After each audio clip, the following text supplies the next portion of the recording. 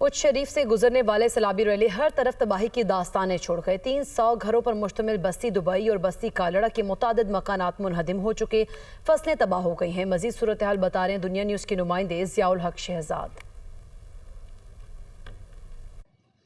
अजी देखिए, यहाँ पर उस शरीफ के इलाकों में अब जो पानी की सतह कम होती जा रही है, अभी भी कुछ सैलाबी सूरत हाल बरकरार है, ताहम अभी वो फ्लो नहीं है और पानी काफ़ी हद तक कम हो चुका है। मगर जो इसकी तबाहकारी है वो सैलाब अनमिट जो है यहाँ पर नकूश छोड़ कर गया। मैं इस वक्त मौजूद हूँ, यहाँ पर बस्ती है, बस्ती दुबई और बस्ती कालड़ा में। ये तकरीबन 300 घरानों पर मुश्तमिल ये बस्ती है। इस बस्ती के बेशतर जो मकानात हैं वो मुनहदम हो चुके हैं। इसके अलावा यहाँ पर इनकी जो हज़ारों एकड़ जो रकबा था इस अतराफ़ में, वहाँ पर भी जो फसलें हैं सैलाबी पानी में डूब चुकी हैं।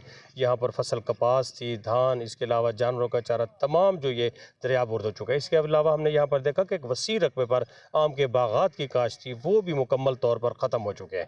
तो इस वक्त यहाँ पर जो सैलाब मुतासरीन जो है खुले आसमान तले बैठे हैं, उन्हें यहाँ पर खुराक की किल्लत का सामना है। तो यही उनका मुतालबा है कि रिलीफ के इक़दामात किए जाएँ। आगे मौसम भी सर्दियों का आ रहा है, ताकि उन्हें जल्द से जल्द ये छत मुहैया की जाए। इसके अलावा जो उनके फसलों के नुकसानात हैं उनका अज़ाला किया जाए, ताकि वो फिर से अपनी ज़िंदगी का जो है दोबारा से आगाज़ कर सकें। जी।